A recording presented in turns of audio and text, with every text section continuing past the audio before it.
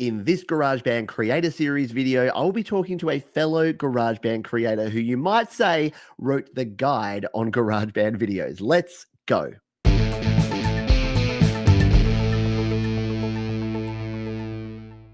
Hi, my name is Pete, and welcome to Studio Live today, where I help you create, record, and release your best music. Now, in today's video, my guest is someone who I'm sure many of you already know. He's the founder of the GarageBandGuide.com, which is, in my opinion, the place to go for all of your GarageBand video content. Please welcome Mr. Patrick Baird. How are you today, Patrick? I'm great, Pete. Thank you very much for having me, mate.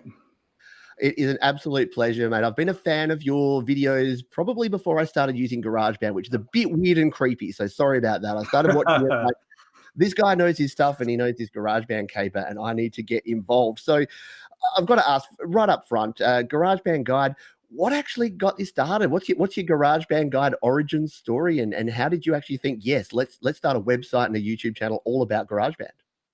It just came about, really. I was in the middle of recording an EP or a record with GarageBand back in 2011, I think it was.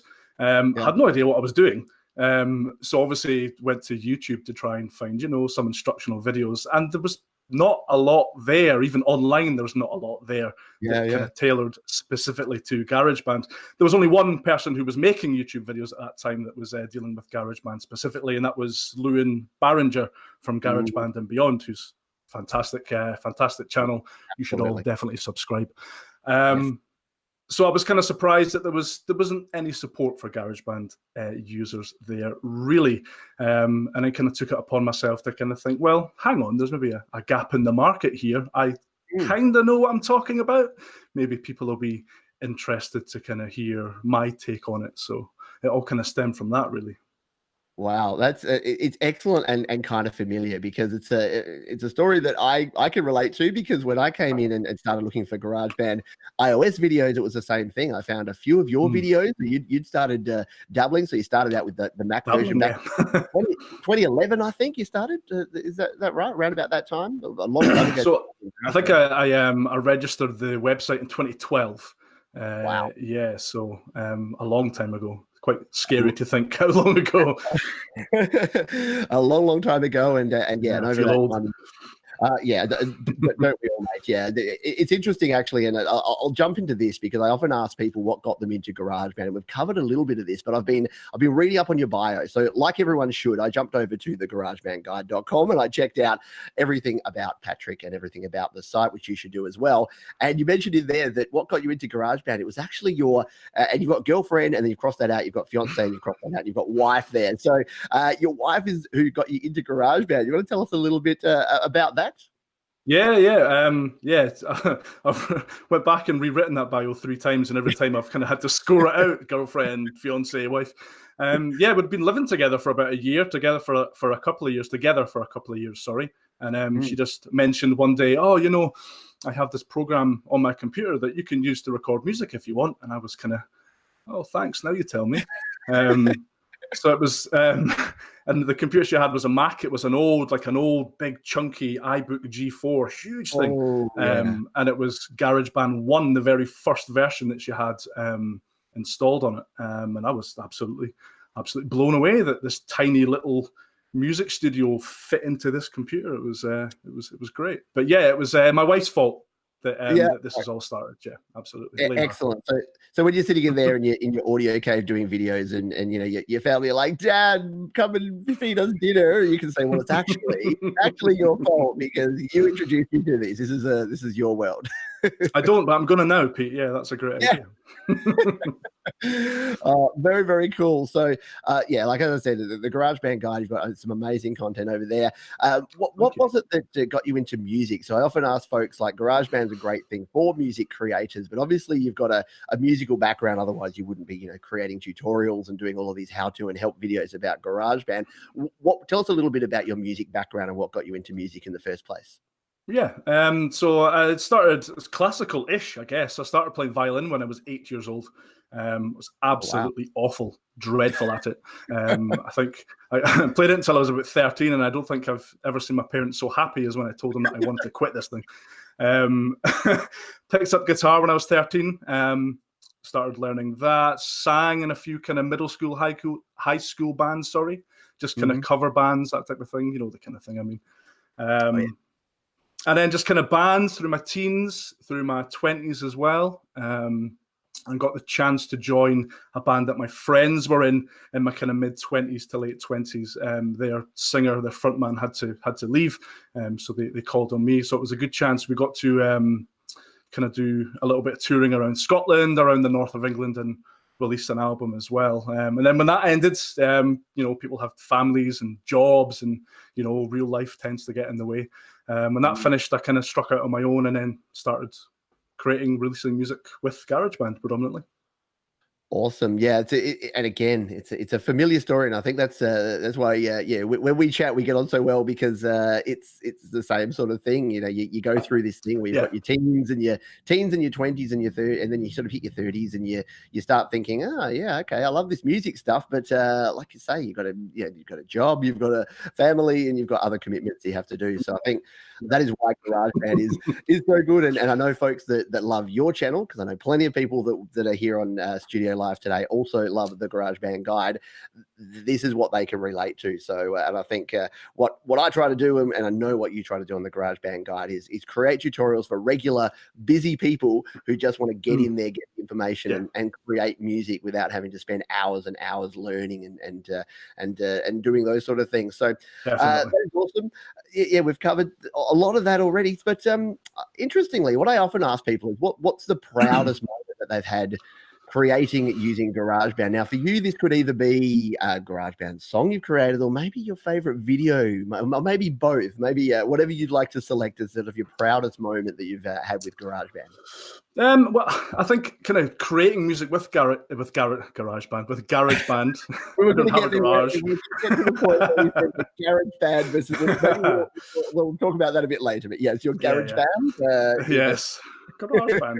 I think my proudest moment, like creating music with GarageBand and releasing music. I had one of my songs. I did like a Christmas song, believe it or not, years ago. Oh, wow. It's like an anti-Christmas song. It's got ukuleles in it. It's not really that Christmassy.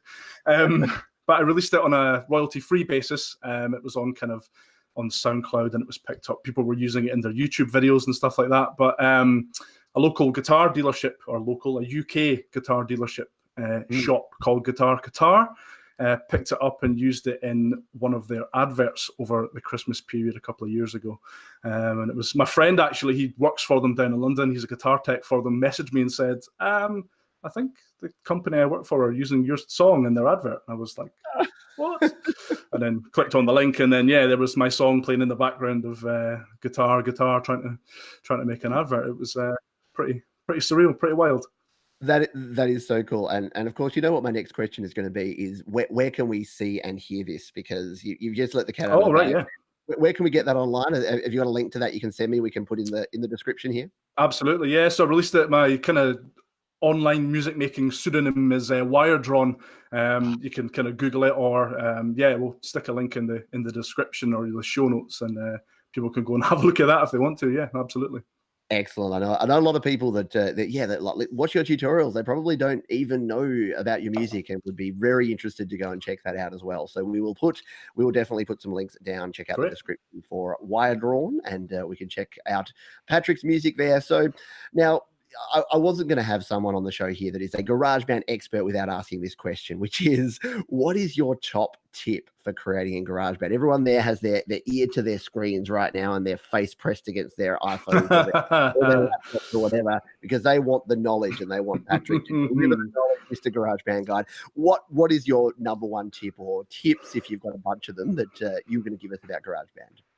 I think it's not a technical tip. Sorry to disappoint you, but the best tip I can give anybody creating in GarageBand, if you're going to be a part of a music making community online, or something on Facebook, there's a good group you could perhaps join. Other groups that aren't GarageBand focused, and you mention the fact that you're creating with GarageBand, you're going to get some pushback. So my tip is feck the haters. I did say I would keep it clean for you, Pete. I love that word, by the way. I've got some Scottish friends, and I love the word feck. It sounds so bad, but it's so innocent and it means nothing. So I'm gonna use that in all my videos. Absolutely. Definitely. The bottom line is that nobody, the end user, the people listening to your music, they don't care that you used GarageBand to make this. They don't care if it's Pro Tools. They don't care what compressor you used, or if you mastered it in Lander or sent it off to bloody Abbey Road or something. All they care about is that your music is good. And I don't know about you, but I've definitely heard some pretty damn good music made in GarageBand recently, Pete. So it really doesn't matter. Absolutely. And yeah, people on this channel know that that's exactly mirrors my views on this. And yeah, we there are some folks who will look down their nose at GarageBand. There you go. I'm trying to even say it right for you. That's all good. It's all good. Okay, I'm not good. So yeah, and it's so true. And that's probably the number one tip is that, and you get this a lot, and I'm sure I get this a lot as well, is people saying you can't use GarageBand, you can't make good music. And at the end of the day, like you say, no one. It's just a toy.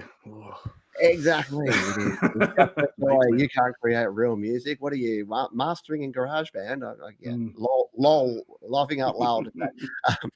So yeah, that's probably a great tip. So, and that's a great overarching one for folks. If you are starting out and you are looking to create, and it's a great, it's an excellent learning platform. So if you go to thegaragebandguide.com and check out the tutorial videos there, you will quickly and easily learn how to get started with GarageBand there. Now, let's nerd out for a minute here, Patrick, because you've done a bunch of gear reviews on your channel, and one of my favorite series of yours is your Wish.com series, where you review some of the worst products. So perhaps there's probably not a piece of gear from Wish that you're going to suggest here, but what's your favorite bit of gear to hook up to your Mac or hook up to your iPad to actually record in GarageBand? What would you recommend, or what's your favorite bit of kit? Yeah, definitely not from Wish. Definitely not. So, like my I had an Audio Technica AT2020 microphone that died on me a couple of years ago, and I was really struggling to try and find a good microphone to replace it, because it was a really good microphone. Something that would be good kind of for singing into, and then obviously something that would work really well for voiceover as well. That's obviously like an important part of my setup too. And eventually landed, get my words out. I shouldn't have had that second gin with breakfast. I went for the Rode NT1. So it's a good Australian microphone. Yes, supporting Australian. Yeah, love it. Great microphone. One of the best gear decisions I think I've ever made. Absolutely fantastic. Sounds great. Dead easy to use. Suits me as well. It suits me. I tried the Rode NT1A, which is the slightly cheaper version, but I'm quite sibilant. You can probably hear my T's and S's are quite pronounced, and it just kind of didn't sound good. But this one is kind of warm, buttery smooth, lovely. Yeah, absolutely love it. Would recommend it. I should probably review it, I guess. That would make sense, wouldn't it? I think I would have done that already. I know, it's so bizarre. Like, my favorite microphone is the one sitting in front of me, which I've just realized is crooked, so I'm going to straighten that one up, because nothing like a live recording to straighten things up. But yeah, I use this Samsung microphone. It's the same deal. Like, when it dies, I'll be sad. I'll probably upgrade to something like that. But it has just served me so well for so long that I haven't. And I've never actually reviewed this microphone. I recommend it to people and say exactly what you just said, but I've never recommended it. So there you go. The Rode NT1, it may be in my future. Although you're making me feel bad, because I did actually, I just said I love this mic. I just bought an Audio Technica AT2020 recommendation to try it out, because Mike over at Creative Source recommended that I try that one out, because he did a review. Great microphone, can't go wrong. Great. So there you go. And again, it's not all about the gear, and I know that you focus on that on GarageBand Guide as well. That it is anyone can create, and if you've got an iPhone or an iPad or a Mac, you can basically get started, like with all the virtual instruments and all the things you have there. You don't need the gear, but it's good to know once you want to level up your content, then the gear is available there for you. All right, we're on to the homeward stretch here.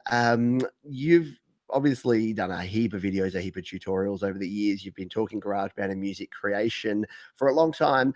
What is the best piece of advice that either you've been given or that you would give to folks about music creation and getting started in creating music? Oh yeah, I think an old music teacher of mine, the best bit of advice about creating music I got, excuse me, is definitely write music for you. So don't worry about genre or what's popular or what you think you want to make. Just whatever sounds good to you. Write music for yourself, and people will come and enjoy your music that way. You can kind of tell when people are forcing it. There's enough kind of soulless nonsense pop music in the world already without you adding to it. So just write music for yourself, and people will like you for you, if that makes sense. It makes a lot of sense. It does for me. It makes a lot of sense. And you've had the 2 gins, so it probably makes more sense to you.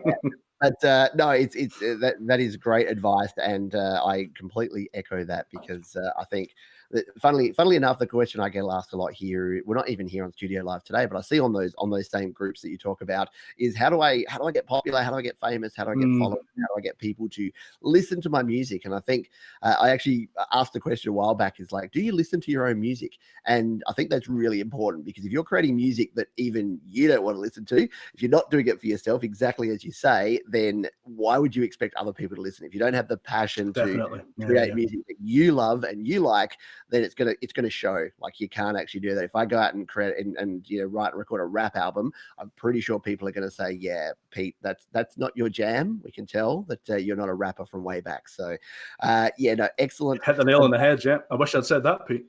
I do want to hear your rap album. I don't think there's enough Scottish rap. I'm sure there's an amazing Scottish rap underground somewhere, but I don't know about it. So please don't put that idea in people's heads, Pete, because they will ask for it. Everyone, jump into the comments of this video right now and say, Patrick must rap. That's what I want to be writing there. And Patrick rapping on a GarageBand guide video. I think my work here will be done. This whole interview will be worth it if we can get Patrick.